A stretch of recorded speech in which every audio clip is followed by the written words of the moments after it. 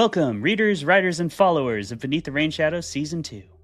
In this show, we will dissect and explore the early writing and editing process through prompt-inspired stories and monthly live story critiques with our four hosts.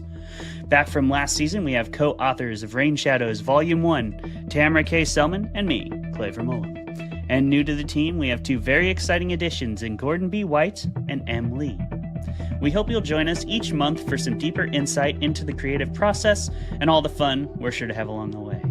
Thanks for tuning in, and we hope you enjoy the show.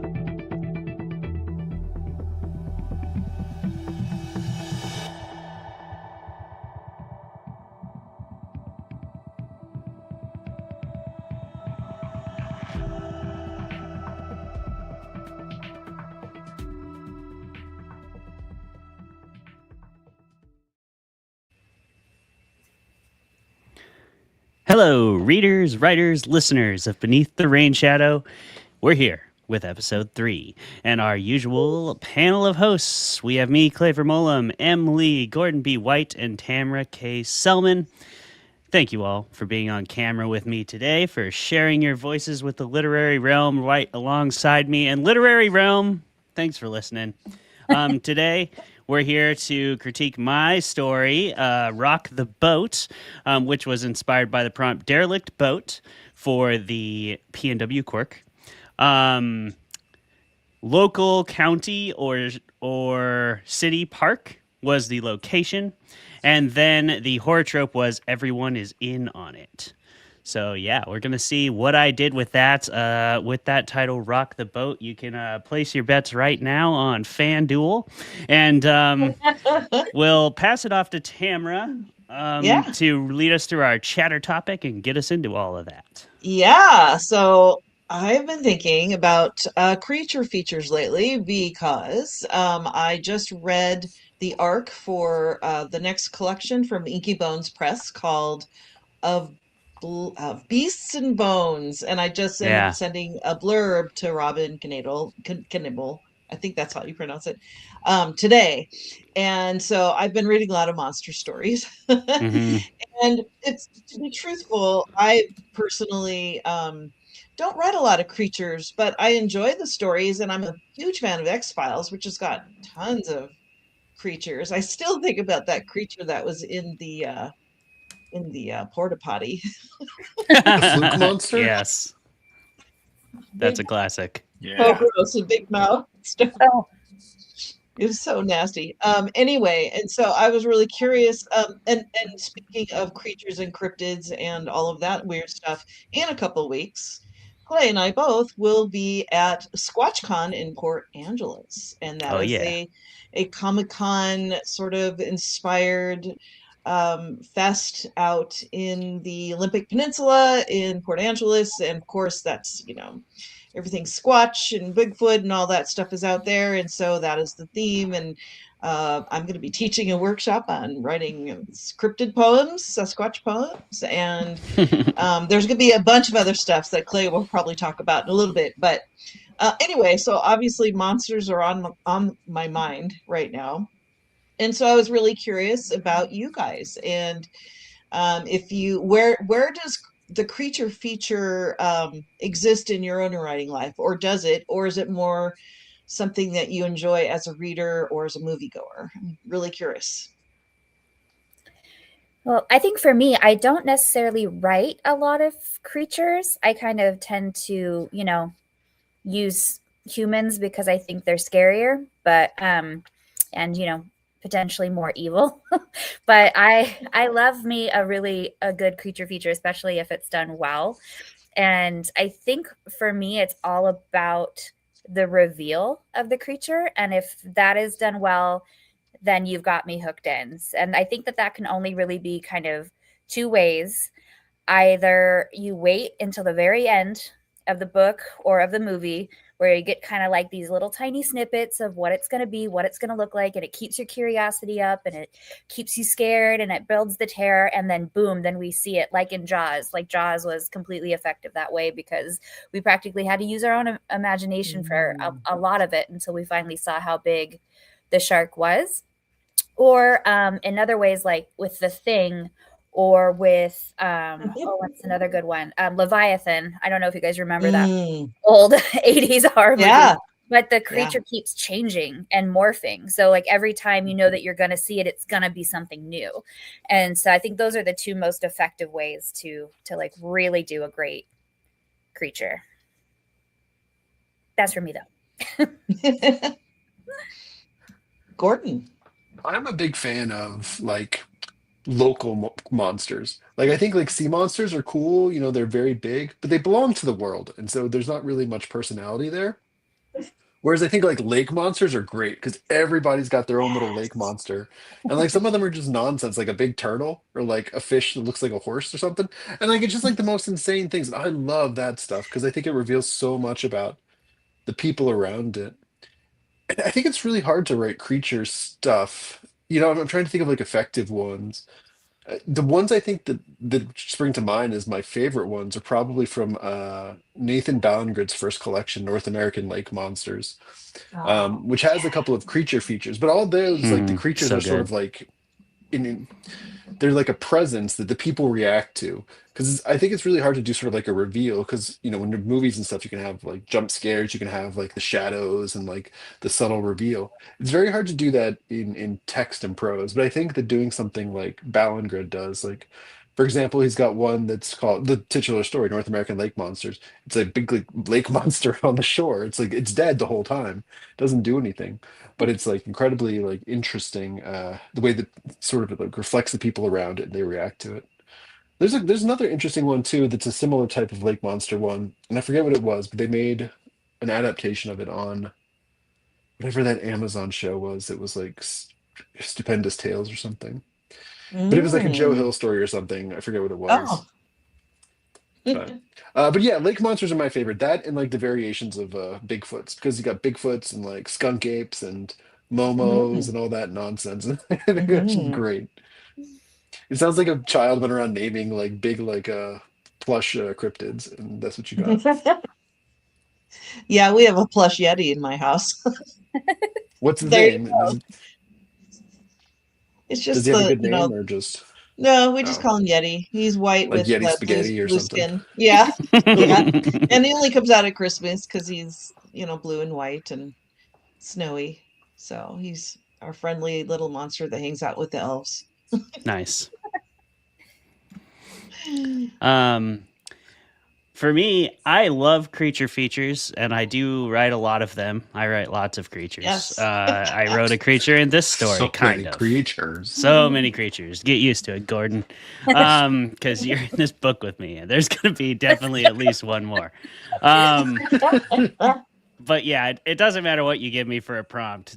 I'll probably turn it into a creature because something I love about creature features that Gordon spoke to a bit in a different way is it is a kind of cool reflection of the geographic based beliefs and horrors that come from those beliefs of whoever invented the folklore of the area. You know, if you live in the desert, you're scared of different things, and you'll see more lore about like the darker deities might be spiders and things like that in the desert, or snakes are common anywhere because there's venomous snakes everywhere in the world, except for like in the Arctic.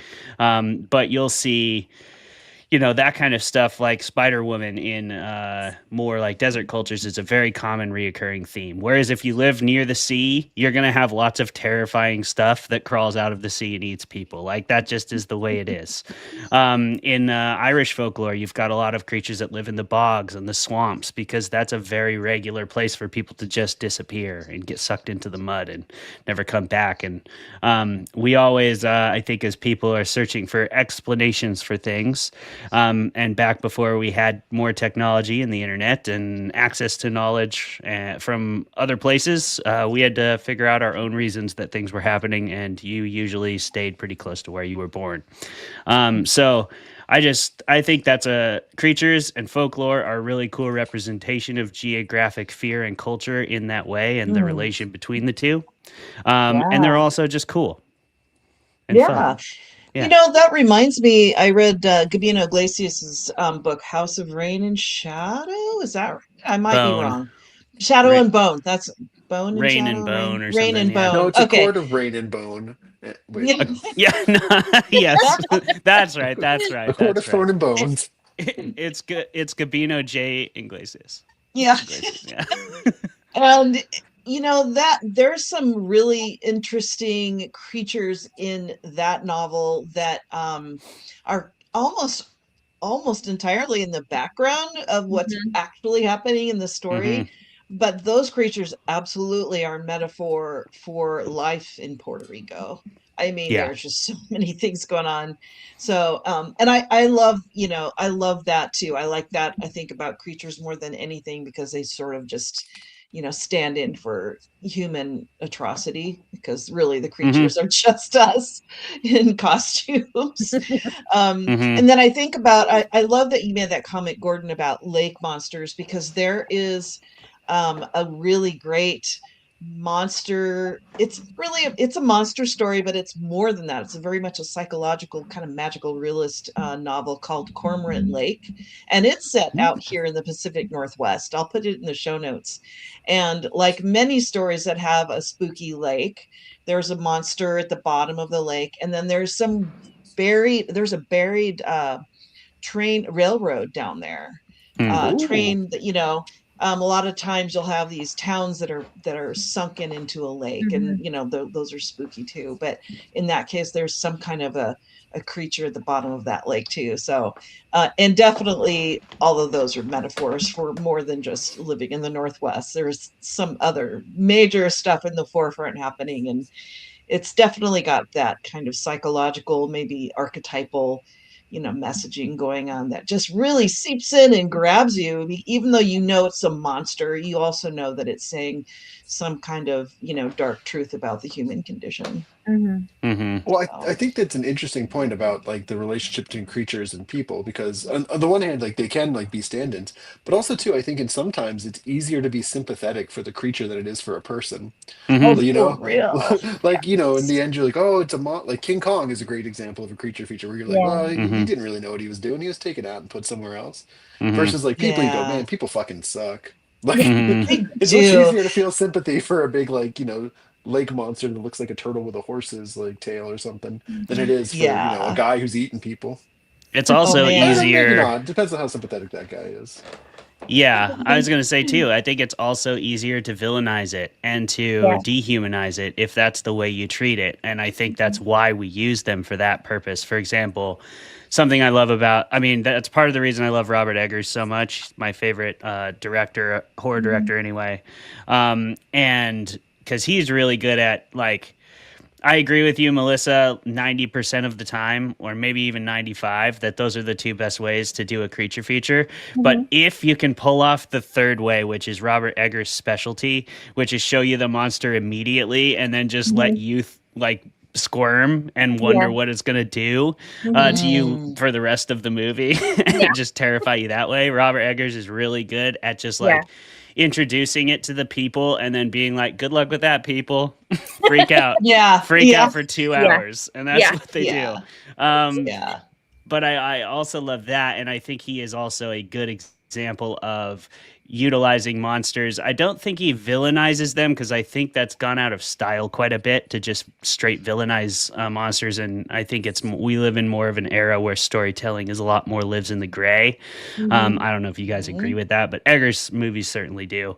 But I think he uses the creatures more to demonstrate like a harsh reality and a sort of Mhm. cynicism truth that he feels is factual in Yeah. the world. Mhm. And his creatures function with that in mind, I think. Like in the Mhm. lighthouse, you have the mermaid and the harpy, and in the witch, obviously, the very first scene in the movie, the witch steals the baby and eats the baby, and then Mhm. the rest of the Right. movie, you're like, and you gotta Yeah. see what's gonna happen, and then you have Nosferatu, who is like Mhm. the avatar of greed and lust and just like the never-ending thirst for There's- power and legacy and Mhm. immortality. Mhm. I And think not that it's a totally creature feature. I wouldn't call this novel that, but Catherine Dunn's Geek Love starts out with quote unquote monstrous humans who are literally freak humans that are part of a family freak show where they Hmm. literally um have relations so that they can make more freaks and they become part of the freak show. And you start out with that. And at the end of it, you realize that the real freaks in the world are not the people that are in the freak show at all. It's the human beings and how terribly monstrous they are.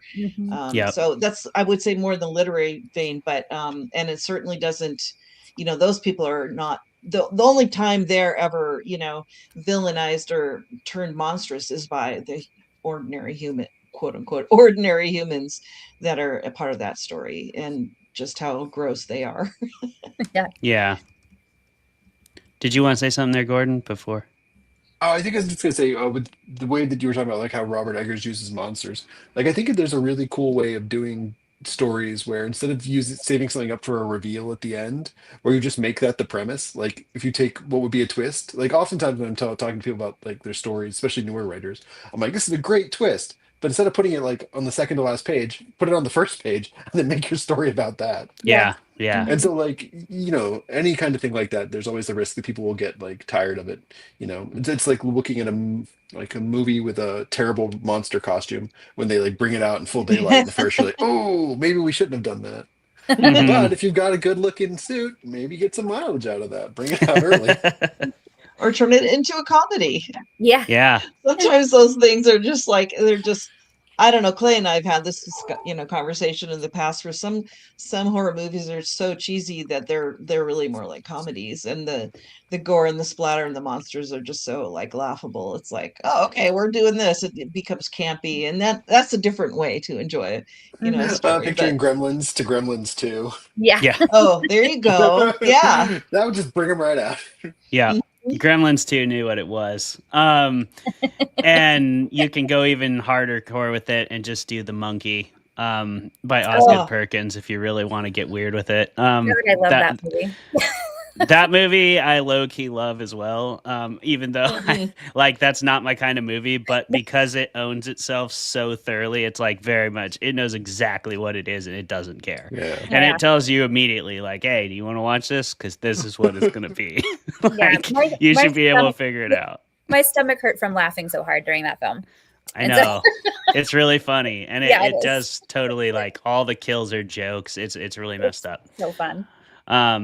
But yeah, I'll throw out one more suggestion for the show notes. But Sarah Grant's Come Closer is another great example of how to introduce it immediately and then just let it stew. Like Gordon's saying, like, I love that idea of put the twist right away, because you can still build tension.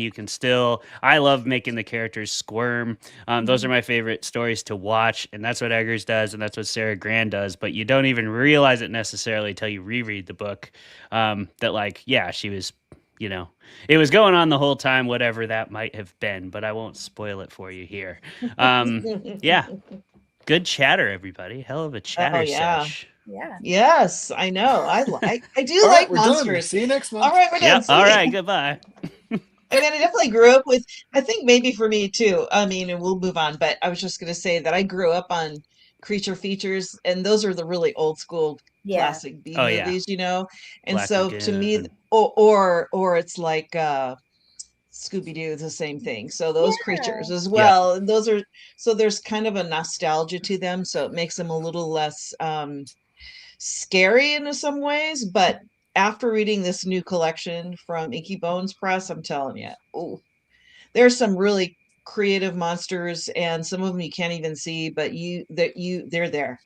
So, and just really, it's like a 21st century like reissue of the idea of the creature feature. So I'm pretty excited about that book. It's a really good collection. So yeah, I'm enjoying it too. I gotta get it finished by the end of the week, but I'm reading it every night. I've been enjoying it. It's good. Yeah, there's a lot of stories in there too. There's a lot so of many stories. Yeah. It's always risky when you say, yeah, I'll write you a blurb, and then you just get the ebook and don't look at it on your Kindle until like a week before it's due. But hey, I'll get it done. I always almost always meet my deadlines. We'll have to do a bonus Except for episode this where we do week. tricks of the trade on how to give blurbs. Oh, yeah. Like a special one. Yeah. That's a good idea. I've just been getting some for my own book. Yeah. And it's exciting when you get them and you realize that people really get what you were trying to do. So Yeah. yay. Yeah. It's like the Wait. best validation. Yes. Yeah. Really. Put All a right. bunch of adjectives in a hat and pick 3 out. if you get big enough, you Crystalline can do that. prose. Yeah. Crisp, exciting, invigorating. Compelling. Going to be right. Unprecedented. Pulse-pounding. Urgent. Urgent. Yeah, we're Urgent. It could be a story. It Contrived. could be a bathroom emergency. You don't know. Urgent. Yeah. Hey, urgency is great. Narrative It's movement, intriguing. baby. Let's go. Oh All right, my Tamara, goodness. get us back on track. We can't do it Speaking ourselves. of urgency, we need to talk about Clay's story. Yeah. It's called Rock the Boat, and as you guys know from listening to previous episodes, we are each of us at 1 month assigned 3 prompts to write a short story to, and this was Clay's month to be on the hot seat or in the hot seat. I don't know which preposition that is correct, so I use Near the on. hot seat. Near, yeah, within, I don't know. Slightly above the hot Riding seat. the hot seat. Hovering Anyway. over the hot Lowering seat. himself down like Bugs Bunny into a cauldron of hot water. Oh my God. And so the 3 prompts for this month are, let's see, we have for a Pacific Northwest quirk, we have a derelict boat. And then for, I think, did we already talk about your tropes? I think we did. The trope did. was we are all in on it, which is from Emily. And then Gordon tempted Clay to write a story about a park somewhere in a city or a county. So Yeah. anyway, so we have the story called the Rock the Boat, and we are the 3 of us gonna give Clay some feedback. So who would like to go first? I can Anybody? go first.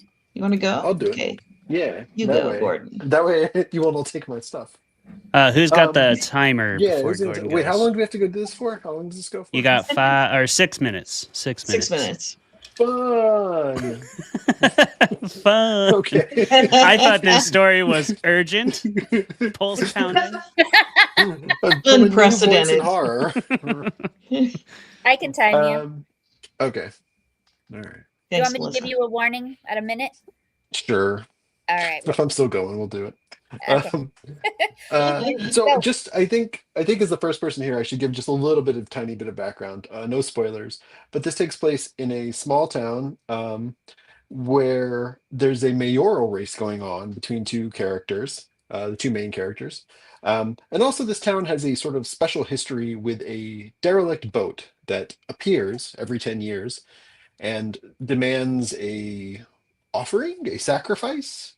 There's a nice little bit about deciding what word to use so it doesn't sound as bad. But so that's sort of like the basic premise. What I really liked about this is I really like the take on the they're all in on it trope.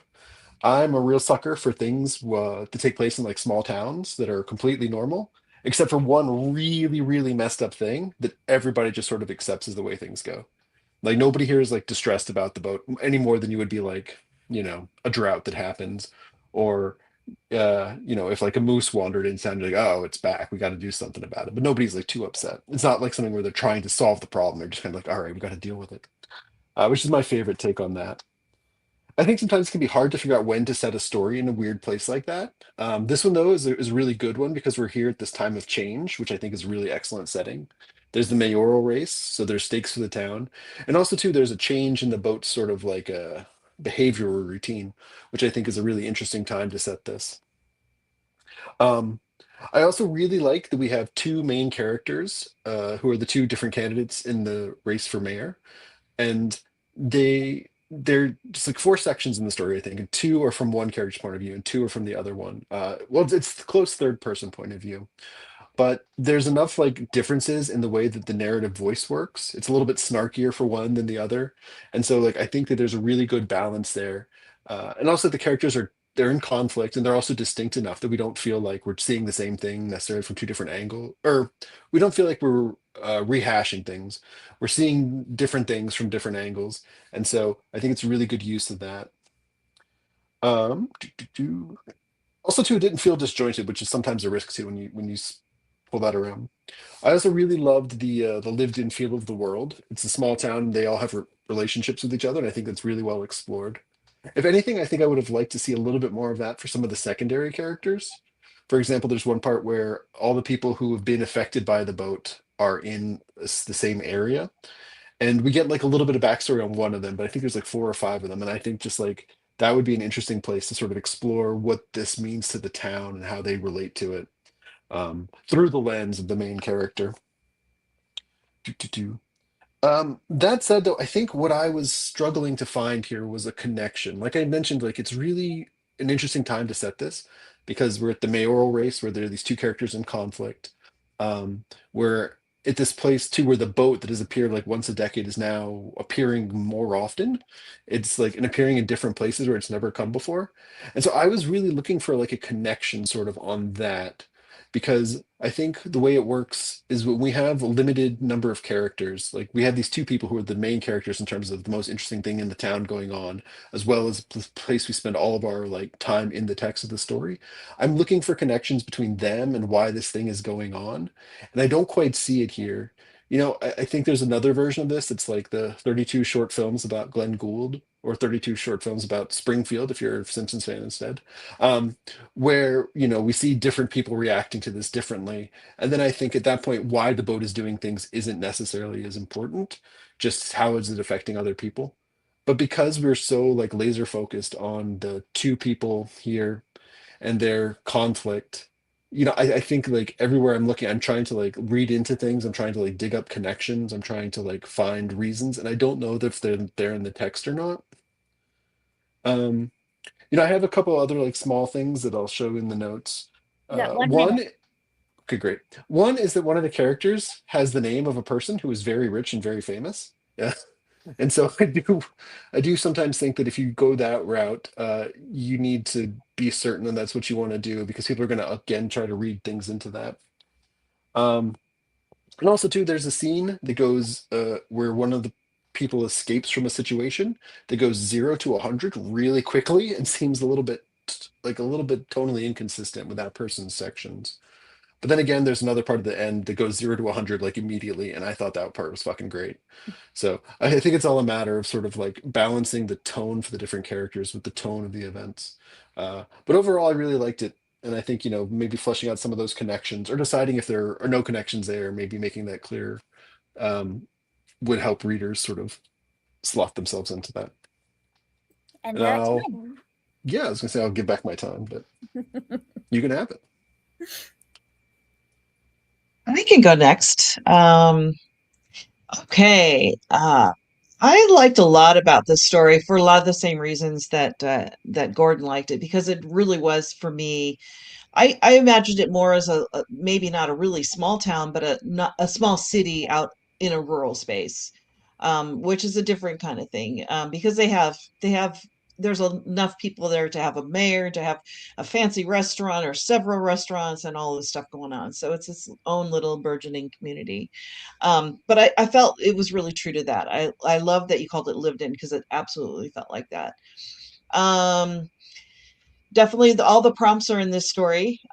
And I kind of liked the title Rock the Boat because there's also that phrase rock the vote, and that even comes up in the story. So there's kind of a little play on ideas as well as words because there's this discussion about these two people who are vying to become the mayor, and they're very, very different candidates, let's just say.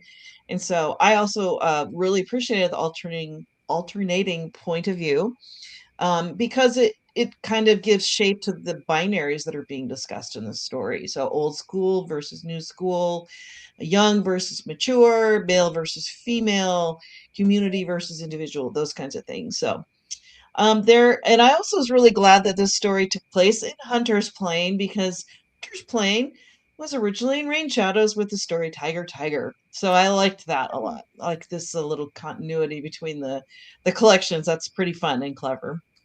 Um, see, so I definitely felt for the main character, Amy. And I definitely did not trust the other character, Mr. Altman. These are the two point of view characters who alternate throughout the story. And the name choices even are perfect. I mean, to me, Amy equals love, Amy, right? And Altman means old man. So we've kind of got perfect names for these people.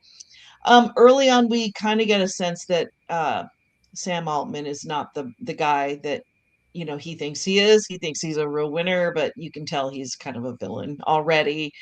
Um, and I really love the mysteriousness behind this boat and what it means to this community. And I would say that I had a lot of questions, mostly having to do with the lore of the boat and the legend of the boat and some of the origin of that, because there are changes that happen with the boat. Um, let's see, in the context of this story that suggests changes afoot, which may be also, the whole point of the story is to talk about changes afoot in the larger world. Um, but I felt like I needed to know a little bit more about it, and there could be some stuff that's in there that just needs to be pushed up a little higher in the story or something like that. I don't know. So I had a lot of questions. I'm not going to go through every single one of them, but they're in the manuscript. And then I did want to point out that this is just a little thing, but there's constant suggestion of salt air, but we don't really establish that Hunter's Plain in this story is actually adjacent to the strait, which is, a saltwater inlet from the ocean that feeds into the Puget Sound. And so we don't really see the ocean. We only have the suggestion of an ocean or body of water and maritime situation because there is a boat and because of the smell of the salt in the air. So it might be good to just establish that early on, just so that for people who are not familiar with Hunter's Plain, even though that's a fake town, I still know where it is. So, um, and I think, for the most part, this is the first draft, like every single one that's going to come through here. And so I just marked there were a couple of things that were done pretty frequently, just in the technical and the writing part that you can, just pay attention to. I do them too. One of them is using passive um, 1 minute. constructions. Thank you. Passive constructions. And so I marked those. But of course, that's something you can fix later. I really love the ending, though. I really love the ending. I still wasn't quite sure what were the rules with the offerings or whatever, and why and who and for what gain for each of the different characters. But I really enjoyed the story, and it definitely had a Pacific Northwest gothic, scary vibe to it. And speaking of creatures, we have like a weird kind of creature situation going on at the very end. That was a little bit of a surprise even for me, even though we were told right at the beginning. Um, it was cool. I really enjoyed it. All right. Awesome. That's it. Time. Want me to time you? Sure. Okay. Okay, go for it. Okay, so I'm going to start off with you hit all of the prompts, which was awesome, and I particularly love the "we're all in on it." That's my favorite trope, and I think that you did it rather well.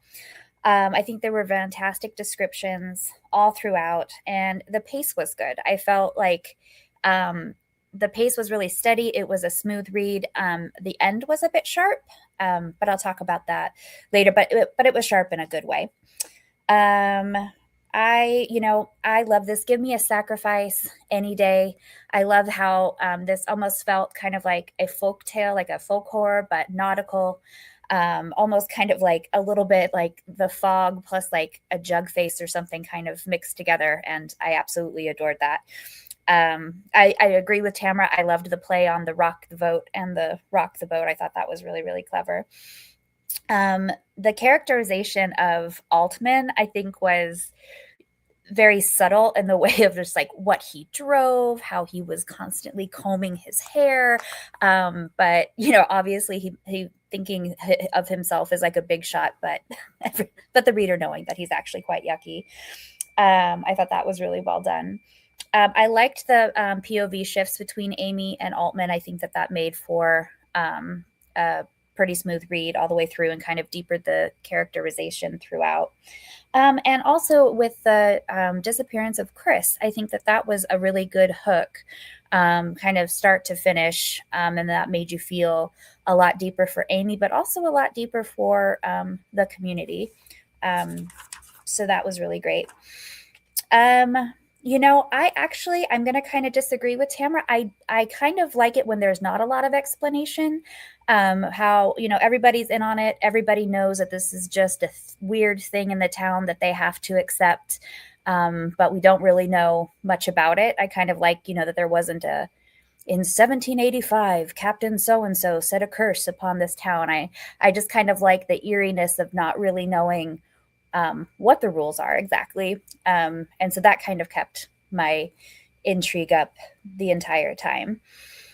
Some of the things that didn't work for me so much was, I think some of the transitions felt a little bit abrupt. And I know that that's just like a first draft, and that's a really easy fix of maybe just kind of bringing the reader into the setting a little bit more as the scenes change, just so we can kind of get oriented before the plot takes off again. And I do like the fact that it was kind of a sharp ending, but I really wanted to kind of feel more animosity between not just the town and Altman, but I also wanted a scene between Amy and Altman, because I don't think we actually get one where the two of them are either conversing or we kind of really know the history to where we can really kind of thicken that up a bit and kind of go deeper into why they really seem to dislike each other. I don't know if it's just because of the mayor race, or if something else happened, or if Altman has just kind of been the thorn in the side of this town for a long time. I kind of just wanted to see more of the history there. I did like how manipulative Amy was. I feel like she is pretty good at using people for when she needed them. And and she definitely had a goal, and she definitely wanted to go after Chris and to see what actually kind of happened. But yeah, I think I would also like to know a little bit more about how the people feel and connect to the boat, because it kind of seems like the boat knows all about them. And I guess I would kind of like to know how it kind of infiltrates their lives, like that they do know that it's there, but how does it kind of communicate? Does it pick certain people? Does it pick only the bad people? Does it pick only the good people? Those were just some of the questions that I had. And also, I guess this was kind of a question too. But I was curious of like why the people want to stay there. Like, can they move? Can they move away, or does the boat not let them move? And that reminded me of the story, the book Hex, where the town is haunted by a witch, but anytime somebody tries to move, the witch makes them like physically ill or sick or makes them suicidal. And so I was just kind of curious if that was the same, because I don't know if I would want to be in a town with a creepy boat that was telling me what to do or not to do. but that was that. But overall, I think that was a beautiful read. I think that a little bit more deeper characterization between Amy and Altman, I think that that's going to really round out everything and probably answer all of the questions that we had. How am I doing on time, Tamara? You have 45 seconds. Okay. And then great job. That's all I have. You gotta go, great job. Drag that thing out. I need all the praise I can get. A plus plus plus plus plus plus plus plus plus plus plus plus plus plus.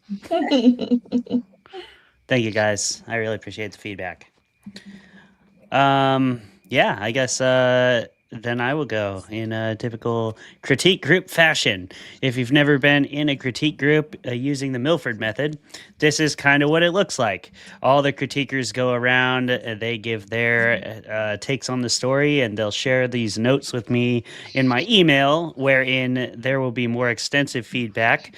And then I will go as the author of the story last, just so you know. We also have more extensive breakdowns of everything we're doing here on this show in our intro episode, which is episode 0, and you can find that on our website. Yeah, thank you all so much for the feedback. It's always a blast to write a story, give it to some trusted peers, and then hear all the ways that you can polish it and bring out the things that you need to bring more to the surface, and to hear the things that you did better than you thought, and then to hear the things that aren't working so you can clean those out. Um, I'm really glad that you picked up on Hunter's Plain, Tamara. I was excited to use it again. And when Gordon gave me the prompt of local county park, I walk to Robin Hill Park every single day. And Hunter's Plain is my fictional squim. So I was like, yeah, we're going to just do that. I can picture it in my head. I know the exact meadow where this boat would appear, and there is actually like a private property that has a derelict fishing boat on it on the edge Nice. of Robin Hill. So I was like, this is perfect. So I was excited to use that. Glad you picked up on it. So I do picture this town as like squim sized. It sounds like that worked for Melissa and Gordon, and maybe a little less for you, Tamara. I'll have to think of where I might have misled you in that somehow. Maybe it's because there's a mayor or something. There is like, Squim is such a tourist town, so it has like lots of restaurants and fancy, like it does have a fancy bistro. I was thinking of a specific one. But I can do things to make that more clear, and I think that will tie in well with the main feedback that both Emily and Gordon gave me, which was we need a little more knowledge about the community's connection to the boat and a little more depth on the community as a whole, it sounds like, and I agree. When I wrote the first draft of this story, there was a whole nother character, but I didn't really have time to flesh it out to a sufficient degree that I was happy with. So I tore it down and started from scratch. But that character was a friend of Chris's, who was still like going out to where the boat had been and trying to finish a game of Magic the Gathering that they had never finished. And it was like a cute little side quest thing, but he was learning about, he was still able to communicate with Chris, and that was going to flesh things out a little more. He also worked for Altman at one of Altman's like 19 businesses as like a busboy at a restaurant. So that's how he had worked, and he works for the bistro in the summer. So I'll probably will work him back in now that I have more time. Because I think he provides the youth requisite to demonstrate like the future of the community and how they kind of feel about the boat. Because I definitely wanted that to be a part of the story too. And it sounds like that there were inklings of that there that I can bring out more, just with the two opposing viewpoints. I'm glad that Amy worked for you, Em, and you, Tamara. Because, I always try to write as believable a women characters as I can. It sounds like that wasn't too bad, so that's always a relief for me. And I was a little worried that like the seduction scene, there is a light seduction scene in here, would be a bit over the top. It sounds like for you, Gordon, it was a bit of a break of character, and I appreciate that perspective. I was hesitant to use it at all, but it was sometimes when you're writing your first draft and you have a tight deadline and a lot of other shit to do, and you're rewriting the story 3 days before it's due, you just have to get her out of the room, and like my initial move was going to be to have her like, handcuff him somehow to the thing, like sexily. And instead of doing that, I was like, no, she's just going to tase him. And that was more fun anyway. I do still like that scene, but I think I can make it work a little smoother, because I agree, Gordon. I think it's a little abrupt in the wrong way. And I really appreciate your insight on the names, Tamara. I didn't think them through nearly that deeply. I wanted to kill Sam Altman, so I dropped a boat on him. And that was just me exercising that demon for myself. I was like, sometimes you can use a story in that way. And if you watch too many videos of technocrats on stage talking about AI replacing humans, Mm. sometimes you get an urge to just drop a boat on somebody. And I was like, that would be really awesome. So that is what I did in my own little fictional world. I will probably I like the name Altman, though, knowing it means old man. I'll probably name him Steve or something. Go with But just so you Rich, can Rich still. Altman.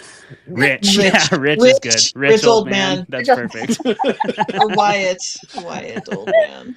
That's great. That's great. But yeah, we'll figure something out. But overall, yeah, I totally agree with everything you guys are saying. Great feedback. Thank you for that. I want to build depth in the community.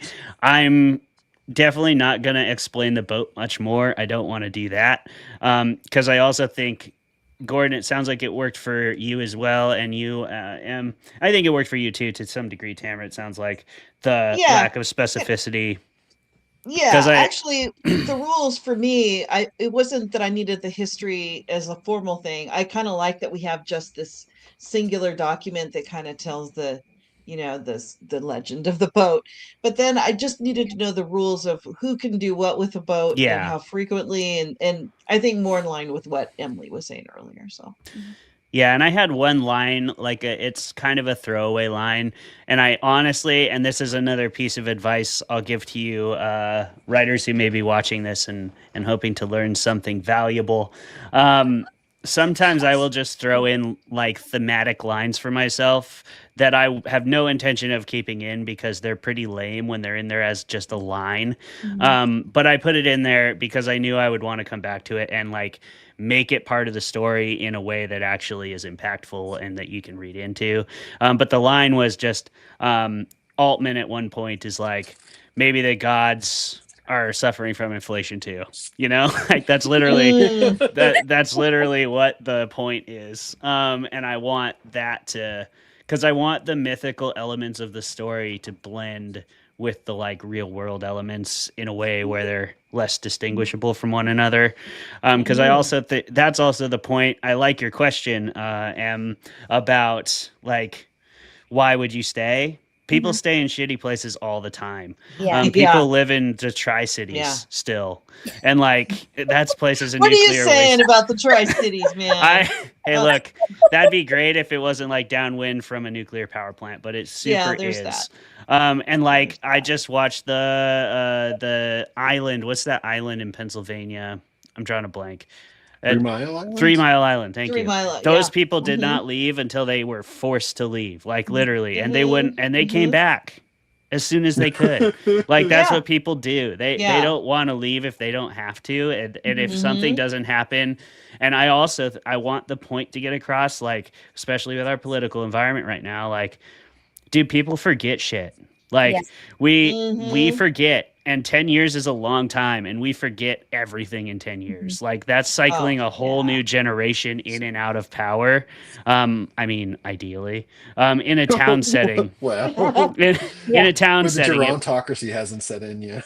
yeah, exactly. In a town setting, though, like that's gonna cycle a whole new like when you leave for 10 years and you come home, everybody that was a freshman when you were a senior, you're now both adults, and there's whole new people that are young, and you're all the old people, and one of you owns the bar Yeah. now, and like that's just how it is. Like Mhm. one of you's the mechanic, and that's like I go home to my small town all the time, and it's a weird place now, you know, like all the business owners are people that went to high school with me. So I'm like, Yeah. I'm thinking of that too. Like it doesn't take long for us to forget. And Mhm. we don't really learn a lot of the time. And so if something didn't happen for 10 years, that's kind of the other thing. Like when she meets the other people, she only really relates to one of them because she's like, that's the only person that I know, you know, who went through Mhm. this.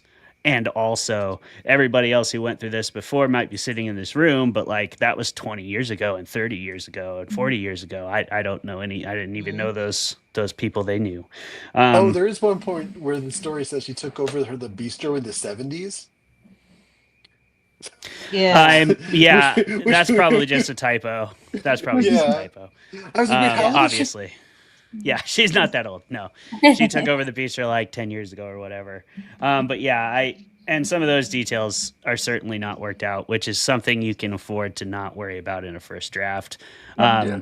Lots of details to polish, and all of those things will bring out, hopefully, that like immersion in the community that will sort of level out the comparison between society and the mythical and the boat and the community, and allow me to still be intentionally vague while still getting my like thematic message and points across. But yeah, thanks for your feedback, guys. That That's was what I fun have I to think there's a story. say. real good point though that I just want to mention is like the intentional vagueness is fine. It's like as long as the things that are vague are things you meant to be vague or don't mind Right. being vague, totally cool. It's when the things you thought were clear or not, then you gotta go, oh, okay, maybe we gotta fix that. Yeah, absolutely. And it sounds like But there's plenty of otherwise, that. otherwise it's what I like to call productive ambiguity, and that it gets people Yeah. thinking and they ask questions. Now And it's that's a better if good you want Yeah. to couple know adjectives more. to throw in your blurb Yeah. hat. Yeah. The productive ambiguity of the novel. Yeah. Well, I guess that's. Oh, I guess I didn't talk much about my experience, which we also try to do on the show. But Yeah. I wrote this in like 3 sessions. But I write for long sessions, and that is kind of how I usually do it. And I did fully rewrite this story in the final like 2 sessions. So I had a long session where I got like 3,000 words into it with a whole nother character. I also briefly had Chris as a POV. This started out with just for funsies. I'll tell you where it started because it's very much not that story anymore. I won't spoil anything. Originally, Chris was actually in Altman's basement and was being like interrogated because he had come back from the boat. And he was the only person who had ever done that. So they were trying to figure out, not like they weren't trying to help him. They were just trying to figure out, what did you see? Yeah. And like he was Yeah. totally in a fever dream still. So like that was kind of, and I had my other character Dusty, who was like trying to play Magic the Gathering with him under the door of his little prison cell because Dusty knew he was in there even though he wasn't supposed to. And that was why the boat was coming back. But that felt a little too much like you cheated the devil, which is like the most common like twist to the sacrifice story is like you try to cheat the devil, you're gonna always have to pay. And I didn't want it to turn into that story, so that's why I bailed on that. Yeah, So to speak. I'm also glad you I'm also glad you mentioned Hex M because TOH Thomas Oldehoyveld is one of my favorite authors, and this story, my idea for the boat was definitely inspired by his book Oracle, which has which is his take on the Flying Dutchman myth, and has a similar situation happening at the beginning where people go into a boat and they disappear, and then they come back later, but that's so cool. changed. So it's a good book, Oracle. You're really aiming to be on that very niche listicle, aren't you? Yeah, 5 stories about haunted boats that nobody comes back from. that's right. That's right. Like 3, 4, and 5 are TBD. Yeah. You should read everything Thomas writes. Yeah. He also just did a good Faustian bargain story. His Nice. newest book, Darker Days, is a really spooky, and it takes place in Washington. It takes place in Fall City. Fun. Oh, Yeah. fun. No kidding. Nice. Yeah, and he was actually there. Like 2 years ago when I first reached out to him to try to get him on Fermented Fiction. He did end up he's come on twice now, but he was in Washington and we almost got him to come in person because he just happened to be in Washington, but we weren't able to make it work. But he was still cool enough to come on the show while he was around, so that was cool. That's so cool. That is cool. Another one for the TBR. Yeah, Adam Wall, Darker Days, Oracle, Yeah. Hex, Echo. Those are his 4 books. They're all awesome. So I think we are at the point in the show where we get to talk about where we're going to be in the next few weeks in the month of April, I guess. And then we get to assign Gordon his. What? You guys have all frozen. I can't hear it. Yeah. Sure. So I think I'll go ahead and start with what's happening because I already kind of brought it up. Doing SquatchCon with Clay here in a couple of weeks. That would be April 9th through the 12th. And there's panels and workshops and live. Well, Clay will talk about that. live streaming there, and that's going to be super fun. And several members from the HWA Seattle chapter will also be there. And then I'll be gearing up with Clay to finish and bring to life the Camp Crypticon 3 anthology, which we will release on May 1st. And that is the opening night of Crypticon Seattle, which is May 1st through 3rd. And then I think the rest of my time is just going to be spent doing all the little things, getting ready for these 2 big events. So that's plenty. So what do you guys got going on? Since we're on the convention circuit, I'll hop in because that's my main answer as well. Let me see if I can get myself over here. There we go. Yes to SquatchCon. Also, I work for SquatchCon because I can't not volunteer. It's like the call of my boat. If there's a con near me, it just sucks me in and I disappear from my family for months. And so I have ended up volunteering pretty heavily for SquatchCon, but it's awesome. I cleared it with the showrunner, Jess. If anyone out there listening to this show, if you email me, and Tamara will put this in the show notes, email me at clayvermulmfiction@gmail.com. I will get you a ticket to SquatchCon totally for free. Just tell them you heard about it on Beneath the Rain Shadow, and then when you show up at the door, you'll tell them the same thing. You'll say, Clay Vermulm sent you. You heard about this deal from Beneath the Rain Shadow. That's a full weekend pass to SquatchCon. That's April 9th through 12th. It's a multiple $100 value. So if you want to come out to Port Angeles, that will be the expensive part, driving out here, getting a hotel room. But it's an awesome con. It's like a mini Comic-Con. There's workshops, there's panels, there's live shows and after parties, drink and draws. We're doing Fermented Fiction live on stage and debating K-pop Demon Hunter. We're going to do all kinds of cool stuff. That goes for everybody on the show, by the way. Em and Gordon, if you guys happen to want to come, you certainly can. And it'll be free. So yeah, email me at the email in the show notes. Tell me that you heard about it on BTRS, and I will get you a ticket to SquatchCon for free. Before that, next week, like in 7 days or so, NorwestCon. It's right around the corner. If you like sci-fi and fantasy, and you want to come listen to me babble about horror in the sci-fi fantasy rooms, I'll be there doing that. I'm on a lot of panels for NorwestCon. I'll also be working the Cascade Writers Table, which is another nonprofit Tamara and I do a lot of work for. They're really cool. They do a yearly writers workshop and all kinds of good stuff. Workshops throughout the year. Gordon has worked for them. Emily has worked with them a little bit, I believe. So yeah, it's definitely a cool con as well, NorwestCon. That's much more sci-fi fantasy. So if you're into that kind of stuff, we have a great sci-fi fantasy scene here in the Pacific Northwest. Lots of writers that have been doing it a long time at a very high level. Neil Stevenson, Greg Bear, all those guys are from around here. Mark Teppo and Matt Ruff. There's a bunch of them. So come out and check it out. It's going to be fun. And then finally, Crypticon. Tamara shouted it out. At Crypticon, we'll be releasing 2 books, one under Beneath the Rain Shadow, which is the Camp Crypticon Seattle Writing Contest Anthology. Gordon, Emily, Tamara have all been publishing that before. And now Tamara's my co-editor. And I'm also releasing the second book in the Voices from the Cold rock climbing horror trilogy titled Cairn. That's like a stack of rocks that marks a trail or a grave, not Karen. An annoying middle-aged woman at your local pharmacy or whatever. This is Cairn. Second book in my rock climbing trilogy. So that's the sequel to Crevasse. And then there will be one more book in that series coming out through Dark Force Press. We're releasing that Saturday around 3 p.m. at Crypticon. So that's going to be a lot of fun.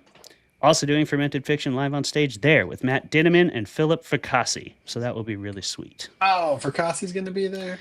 I know. So you got to come and see if Matt Dinneman demolishes him in a debate about The Shining. It's going to be fun. Ooh. Sounds so awesome. That's me. That's all, folks. That's enough. Yeah. That's a lot of stuff. Let's see. For me, anybody out there listening who was a writer, the Pacific Northwest Writers Association's contest, their annual contest, is open right now. Particularly if you write horror, the odds are in your favor. It is a great contest. I run it. I've been running it for several years now. Please look at pnwa.org for more information. So I've been incredibly busy with that.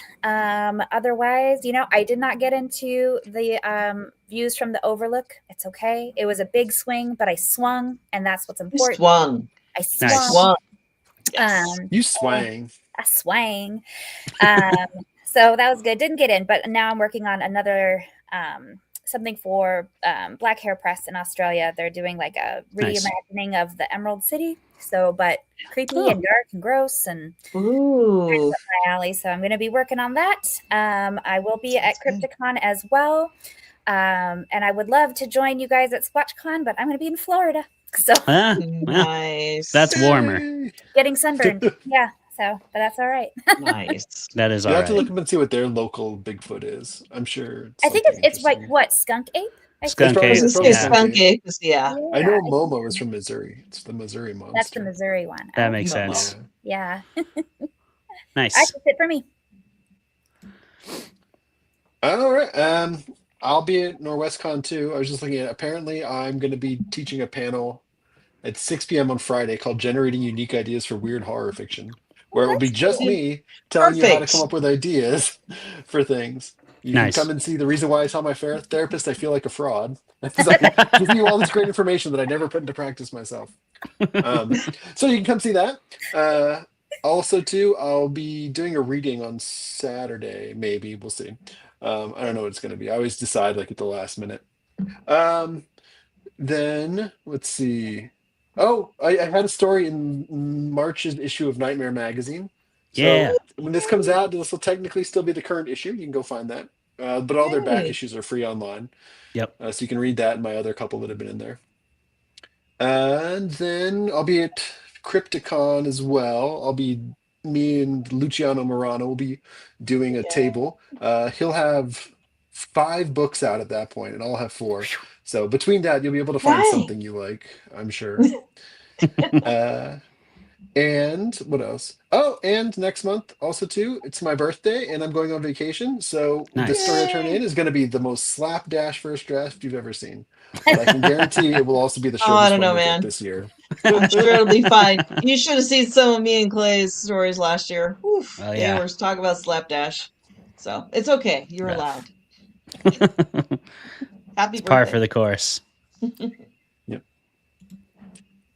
All right. So Right on. should we give Gordon his birthday present of 3 new prompts to write? We should. Yes. What I've been We'll looking put him forward over to there on the all hot week. seat. So you Okay. can see my reactions like a voice conf test. Exactly. All right. So which direction should we just start with location and go to quirk and then finalize with the trope? How's that? Sure. Okay. So location is in Cedro Woolley, which is a town Aw, yeah. off the I-5 up north.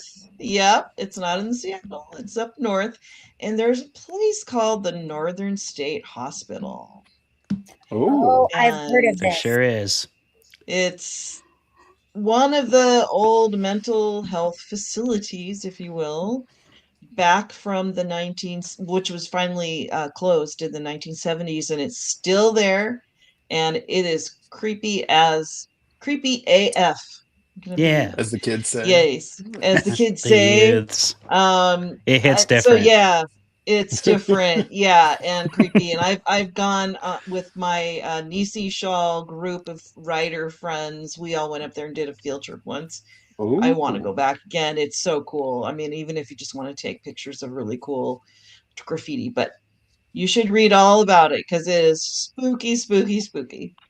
I've gone too. Nice. You can go. You can go for free. It's just Yeah. like a park at this point. Yeah. You park and you walk into it. It's Yeah. pretty cool. Yeah, and it's Haunted creepy. old asylum. Interesting. Yeah, there's like the asylum buildings themselves, and then there's an adjacent farm, and it's pretty wild. There's Funny a farm, you huge. say. They Yeah, had the patients work in the farm. Yeah, They were like and a there's a- self-sufficient. Well, I mean, they can't just live there for free. Well, Right. yeah, come on. And then there's graveyards, and that whole thing is very tragic. And there were a lot of lobotomies that took place there. So Hmm. Oh, anyway, that's where fascinating. you're going. Nice. It's on the Yeah, National Register of Historic Places. it's Oh cool. yeah. Fascinating.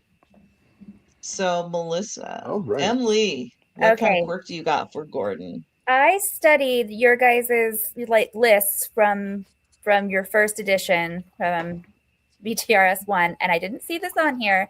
And it's your birthday, Gordon, and it's also a gift from baby Jesus. I'm giving you But Wait, what what? is it? Bigfoot, Sasquatch. Oh,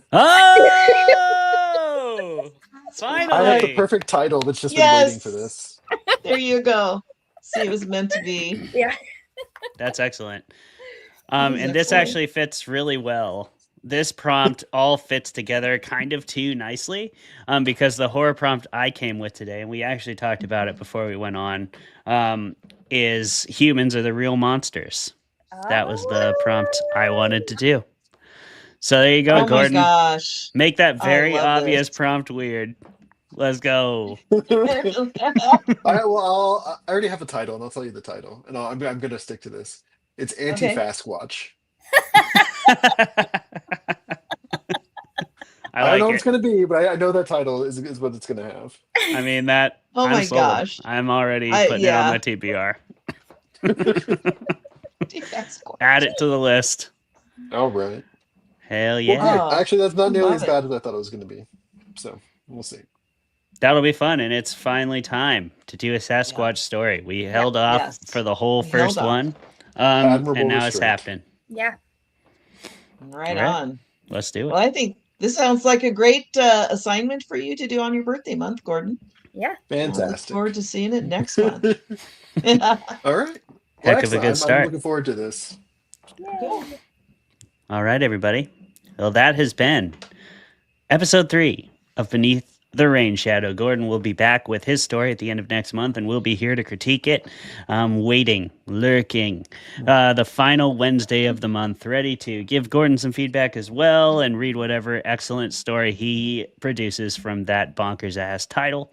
Thank you so much for tuning in yet again to listen to this show. If you ever have any questions or want to reach out, you can always do that. Feel free to hit us up in the comments, hit us in the chat, subscribe, do all those things. We are an indie produced venture, and every little bit helps. That's the best thing you can do for your favorite podcasters and authors. And go out and check out our books. We got links to everything. We all got stuff you can spend your money on should you feel so inclined. Should it just be burning a hole in the old denim. But Get your until tax then, money back. yeah, exactly. Spend your tax money on us. Fight fascism with art. That's what we do around here, baby, and that's the right. way you can do it. So yeah, thanks for being here. We'll see you next month. Goodbye. Adios. Bye.